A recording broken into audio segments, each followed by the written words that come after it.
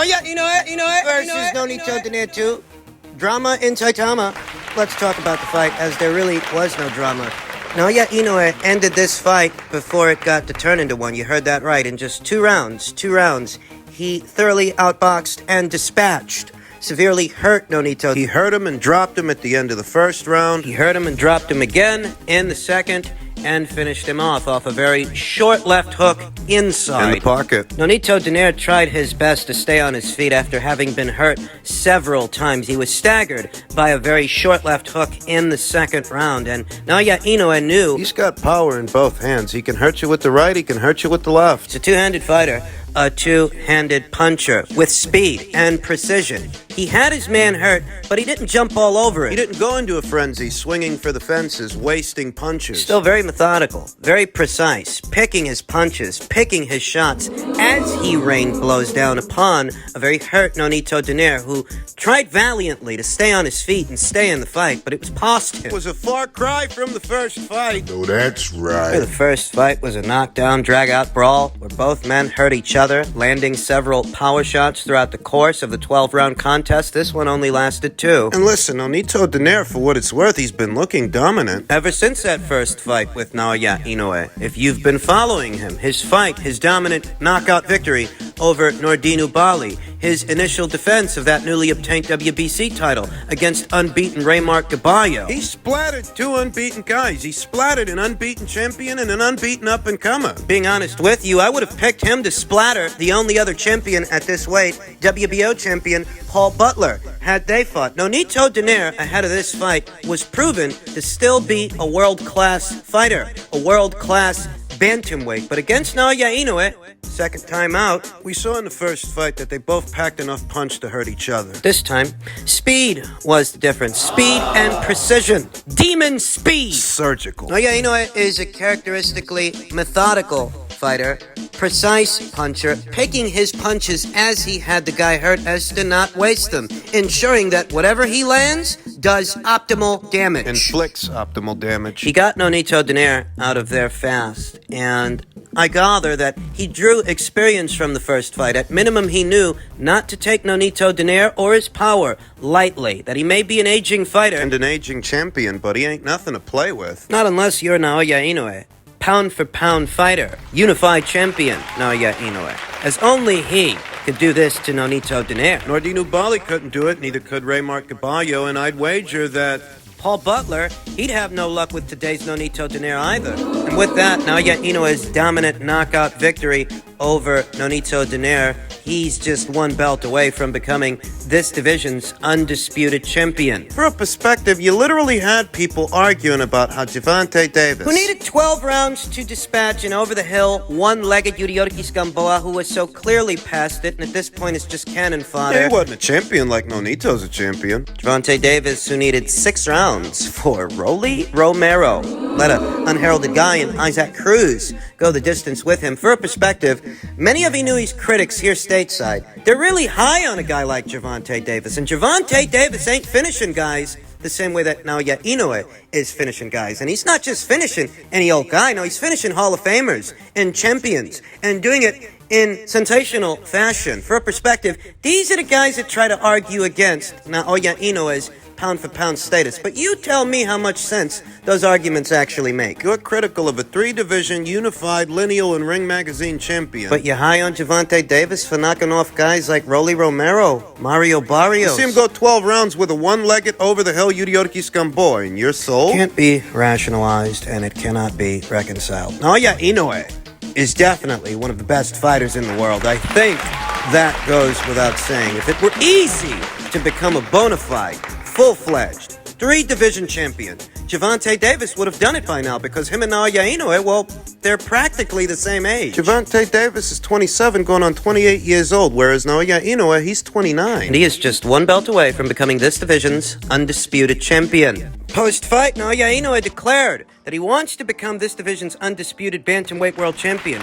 He currently holds WBA, WBC, and IBF titles, while Paul Butler has the WBO title, the WBO belt. Given that this fight only lasted 2 rounds that it wasn't a grueling, rigorous affair like the first fight was. That Naoya, for the most part, sustained minimal damage, if any. In all likelihood, a fight with Paul Butler is possible. And for Paul Butler's sake... In my previous video, I talked about how Australia's own Jason Maloney is hot on his trail. Just gonna be honest with you guys. You could give Jason Maloney reasonable odds, good odds, to potentially unseat Paul Butler as this division's WBO champion. So with those things in mind, and that being said, which fight stands to make Paul, an aging fighter, an aging champion who's in his mid-30s, which fight does he stand to make more money in? Because he could end up losing to both of those guys, to both Naoya Inoue and Jason Maloney. They're both risky fights, so which fight comes with the bigger reward attached? It's obvious which fight comes with the bigger reward attached. It's obvious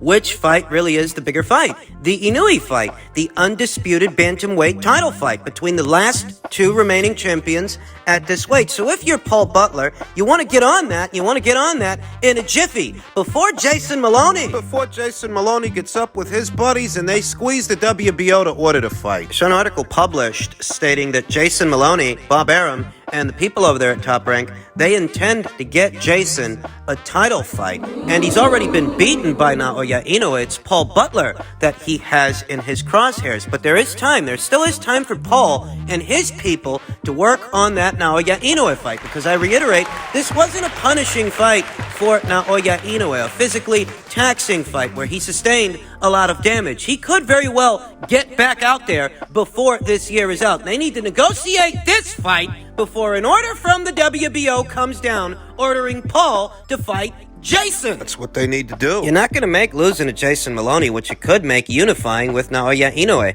in victory or defeat. It's the bigger cash fight, and Paul's not getting any younger. Paul Butler said he wants the fight. No, I don't like his chances, but I like his spirit. Paul Butler said, I hope he does want to try and become undisputed. It'd be an absolute honor to step in the ring with a pound-for-pound great. Joe Gallagher will come up with the game plan. It will be a tough task, but it's a task I'm willing to take. There's some folks here stateside, they're holding out hope that Inoue will move up and wait and take on Stephen Fulton. I've addressed this subject more than once here on the channel, how I very much like that fight. It makes sense, but the politics of boxing... Stephen Fulton himself says that he wants that fight, and the MJ Akhmadaliev fight. For what would be the undisputed super bantamweight championship at 122 pounds. But you'll notice that Stephen was in action this past weekend against Daniel Roman, not MJ Akhmadaliev. What actual effort is coming from the Stephen Fulton people to do that fight with MJ? And the same question must be asked in reverse. What are the MJ Akhmadaliev people? What are they doing to get Stephen Fulton in the ring? Because I haven't heard anything. Last I heard, in reference to MJ Akhmadaliev and any news associated with him, is that he's supposed to be satisfying his mandatory challenger, Ronnie Rios. This past weekend, Stephen Fulton satisfied his and Daniel Roman. What, if any, effort is going into seeing an undisputed champion crowned at 122 pounds? Who's willing to cross the street? Will it be MJ that goes to the PBC side of things? Or will Stephen Fulton cross over to the Matchroom and DAZN side of things for a one-and-done situation, a one-off fight to see an undisputed champion crowned? Because if you can't get that done at your own weight, I sincerely doubt you're going to get an Inoue fight done. These guys, they set themselves up for disappointment all the time. Of course, I'd like to see Naoya Inoue take on either Stephen Fulton or MJ Akhmadaliev in no particular order, but we've got to be realistic. Matchroom would sooner send MJ Akhmadaliev to some other side of the street before a PBC fighter would board a plane with his belts to a foreign country to fight on a foreign network. It just doesn't happen, not unless they have no other choice. Like Marcus Brown didn't have a choice when he wanted to fight Artur Beterbiev. PBC had no belts for him to fight for, so he didn't have much of a choice. If he wanted to get a belt of his own,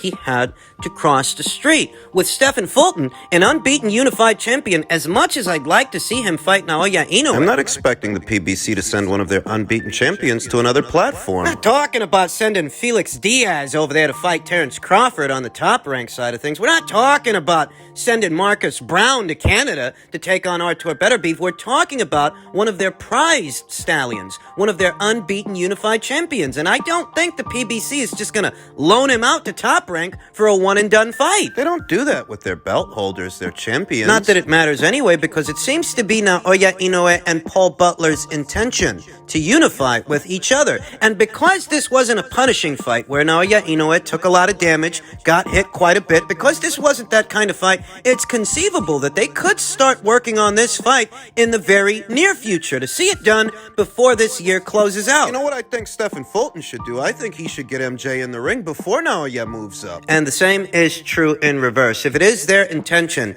to potentially get Naoya Inoue in the ring upon his ascent to super bantamweight, take out the competition so that when he moves up, he has no choice but to fight you. Now, as far as how this morning's fight affects the current Ring IQ pound-for-pound list, it being that both Naoya Inoue and Donaire were ranked at number 3 and number 4, respectively, on the last set of updated rank standings, as stated. No fighter absent of a world title coming right off a loss is allowed to maintain a rank. And for the second time, Naoya Inoue has taken one of Donaire's belts, taken one of his titles, and dished him out a loss. Again. For the second time. So with that, Donaire is effectively bumped out of the number 4 spot, and all those ranked behind him move up one spot, allowing Devine Haney to emerge in the number 9 spot for effectively becoming his division's undisputed champion this past weekend. In truth, the guys in the bottom tier, the last two, Devine Haney and Dimitri Bivol, neither one of them has the strongest argument. Devin Haney has only ever beaten one active reigning world champion in the lightweight division, George Kambosos, whereas Dimitri Bivol,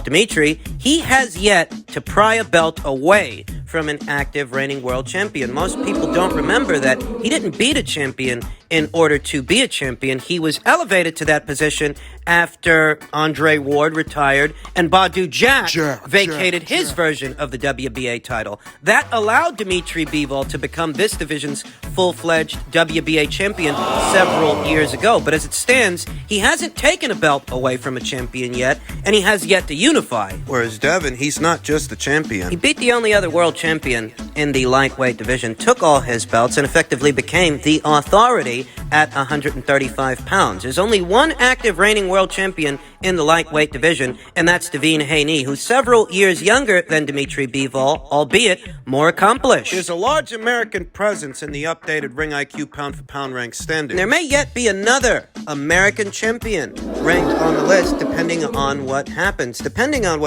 between Artur Beterbiev and Joe Smith Jr. You see, you have unified super bantamweight champion Stephen Fulton of Philadelphia, who beat 2 active reigning world champions in 1 calendar year. You gotta give that guy some consideration, though at the same time, you have to give Artur some consideration. If he beats Joe Smith Jr., that will be the second active reigning world champion he will have taken a belt from. Him and Stefan will be tied. They will have both beaten 2 active reigning world champions and taken belts from them. The proverbial tiebreaker is that if Artur Beterbiev is successful, he won't just be a unified champion, he'll be in possession of more alphabet titles than Stefan, and he is his division's Ring Magazine and Lineal champion. Right now, both Stefan and Artur are in possession of 2 alphabet titles respectively in their respective weight classes. But if Artur beats Joe, that'll be the second active reigning world champion he's beaten for what is his 3rd alphabet title. And that's enough, that's just enough that his argument is a little stronger than Stefan's. If it happens the other way, if Joe upsets the apple cart for Artur, that doesn't give Joe a stronger argument than Stefan, because that'll be the first active reigning world champion Joe will have beaten, whereas Stefan, he's already beaten 2. So if Artur beats Joe, he gets on the list. And if he gets beat, it will be Stefan that is integrated into the Ring IQ pound-for-pound list, and it will be Dimitri Bivol that gets bumped off. That's right, he's still in the number 10 spot, in the most danger of being bumped off. Try and understand The only reason that Dmitry Bivol is ranked on this list is per the rules that govern it. In defeating a pound-for-pound fighter, you become one yourself, but that doesn't give you as strong an argument as the other fighters ranked on this list. Dmitry definitely beat Canelo Alvarez, but Canelo isn't a career light heavyweight. He was a smaller fighter that was moving up in weight. Dmitry didn't win a belt from him because Canelo wasn't a champion at light heavyweight when they fought. You don't agree? Well, just apply the formula. No, you don't like it? Well, apply the formula and see what results it gets you. Is Dmitry Bivol a unified and or undisputed champion like Devin Haney? No. Has he beaten more world champions than Devin Haney? Has he beaten more world champions than Shakur Stevenson, than Errol Spence Jr., than Josh Taylor? No. Is he a multi-weight champion like Kazuto Ioka? A multi-weight unified Ring Magazine and lineal champion like Naoya Inoue? A three-division champion like Terrence Crawford, who's already been an undisputed champion like Alexander Usyk? Does Dmitry Bivol's career accolades, do they fall in any of those categories? No. So he's not unified. No. He's not a multi-weight champion. No. And he hasn't beaten more world champions than the other 9 fighters ranked on this list. No. Has he taken any belts from any world champions in the light heavyweight division? No. Dmitry's claim to fame, as it stands, is beating a naturally smaller fighter who started out his career as a welterweight, and he beat him at his 4th weight. Even if he was the number 1 pound-for-pound ranked fighter at the time, that doesn't change that he was naturally smaller than Dmitry. There are a lot of people that are wrestling with this. They don't want to acknowledge it, even though it's a matter of fact. Canelo Alvarez isn't a natural light heavyweight. He wasn't in possession of an alphabet title when he fought Dmitry. Thus, Dmitry didn't win one from him. And he is, in fact, a naturally smaller fighter than Dmitry Bivol. So while Dmitry beating the number 1 pound-for-pound ranked fighter on the Ring IQ pound-for-pound list is reflected in him being ranked at all on the list, it doesn't make for the strongest argument. It doesn't mean he has a bigger and better body of work than the other 9 fighters ranked on this list, because your claim to fame, unlike theirs, is beating a naturally smaller fighter you didn't win a belt from. No, a lot of people are wrestling with this. They don't want to acknowledge it. But Dmitry Bivol is in fact the naturally bigger guy, and the naturally bigger guy beating the naturally smaller guy isn't exactly the biggest testament to skill. Now, is it? They don't want to acknowledge that, and they don't have to. They can rank Dmitry Bivol as many times as they want on their own lists, but on the Ring IQ pound-for-pound list, yeah, weight classes matter. Unification matches, title defenses. All of it matters in some ways. Artur Better Bivol already has a somewhat stronger argument than Dmitry. If he stops Joe, that puts him over the top. Stefan Fulton already has a stronger argument than Dmitry. Stefan's claim to fame isn't beating a naturally smaller fighter that was moving up in weight. His claim to fame is taking belts from men his own size, champions at his own weight.